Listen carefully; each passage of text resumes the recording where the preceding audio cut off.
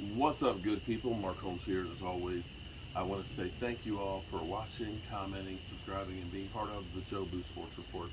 Without you guys, as well as you ladies, you know that this literally does not work. Hope you guys are all having a great Monday. Surprised that the Cowboys didn't cut any players today.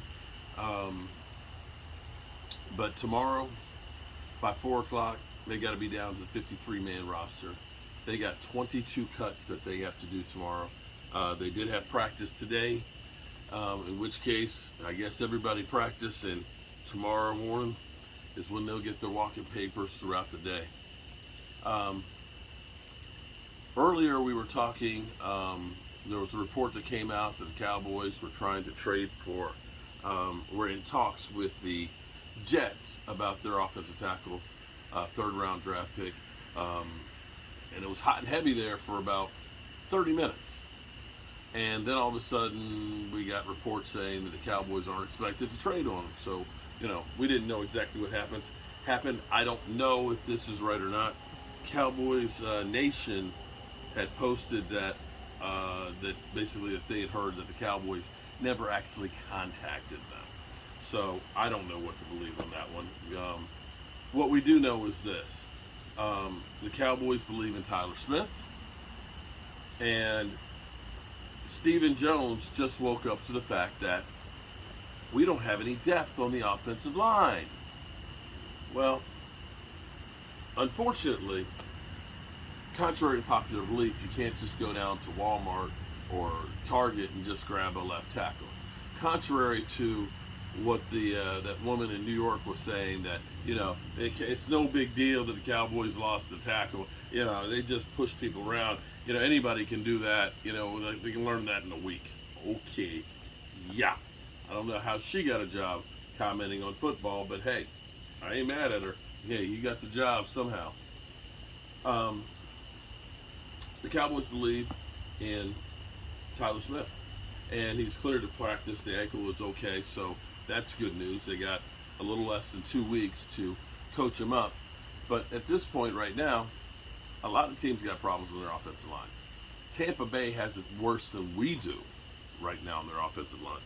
And it's just going to be one of those things, you got to deal with it. Everybody's got injuries right now. It's the nature of the beast. And so tomorrow, more names, more guys will be released. And what will happen is, Cowboys will be looking at all of these guys out there and trying to find out which one's the best one to get.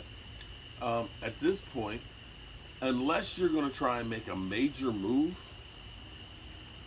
to get somebody that's really above board, which would be a trade, then the Cowboys are just going to go through, get the scouting department, get Will McClay and crew, and find the best options of guys that get cut. That's just the way they're looking at it. Now, for me, call me crazy. Call me crazy.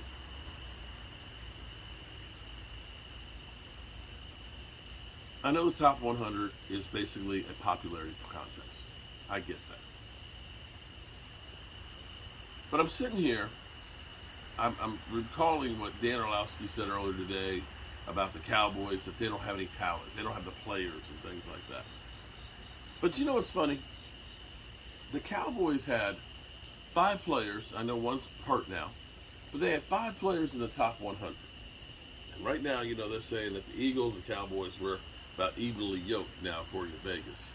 Some people say that the Giants are going to be better than they were, and that Washington, with Carson Wentz, that they could win the division and so on. But here's the funny thing. Cowboys have 5 players in the top 100. I pulled an Antonio Gibson.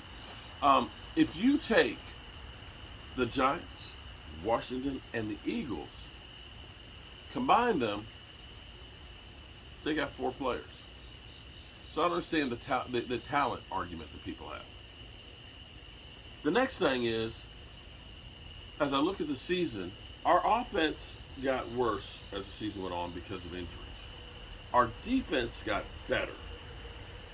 But keep in mind that our defense gave up 31 points to Tampa Bay the season opener. They got better as the season got on. But I believe that this defense is starting at a much higher spot than where they were last year. That I think that the Tampa Bay Dallas game is actually going to be a defensive struggle. I think we've got a good chance in that game. In fact, even with Tyron Smith, even with the wide receivers, I still believe that this team is still going to do well. It's going to need to evolve. Now, tonight we learned that Ernie Zampese, great offensive mind, great offensive coach of the Dallas Cowboys back in the 90s. And if you were old enough to remember those Cowboys days, seeing him up there in the booth, he always had a fistful of markers. And you could see, he had his glasses and the hat on, and he's got all these markers, and he was always nervous. He was always like, it's like, dude, slow down on the coffee. But that guy, like North Turner, was an offensive genius. The play calling that he could do was genius. Simply genius. And sometimes you have to understand, and this is where the Cowboys have problems. The Cowboys since the 90s, we always had better talent than everybody else. We could line up and physically just dominate people because we just had better players. And it's felt like the Cowboys feel like that's the way it is still now. Because they don't use a lot of, or they didn't with Jason Garrett, they didn't use a lot of pre-snap motion. They didn't disguise too much. Hell, Des Bryant had about 5 different routes that he ran. They just were able to overcome because they were better. But when you take a team like Cincinnati, who had problems on the offensive line, that's when the play caller has to understand, I have to evolve my offense to compensate for my weaknesses. I hate to sound like a broken record, but the perfect example of that is after the 2016 season, we didn't change anything.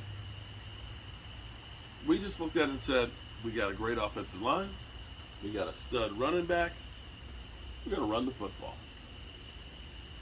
And then Denver shut down Zeke. And if you remember on All or Nothing, we were on that year. The coaches are literally up there like, they're stopping the run. What do we do? You could see them panicking because they had no clue as what to do because they didn't make a plan for them stopping the running game. They didn't evolve the offense to understand that we have to change things up.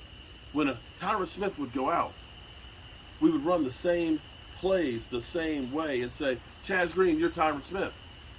You got to go one-on-one with the defensive end. I hope and pray that Kellen Moore can become dynamic like an Ernie Zampese and understand real-time game situations and understand that you can't just say, we're going to play the same way when you lose players. That, my friends, is the difference of being a championship team and just a good team.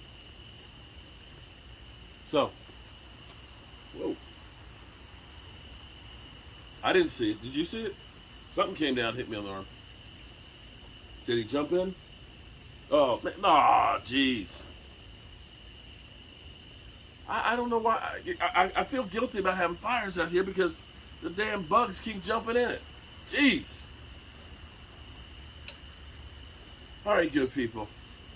It's been a long day. Tomorrow's going to be even longer. But I appreciate y'all. I want to, as always, remind you, make sure you tell the people you love them. Because you might not get the chance again.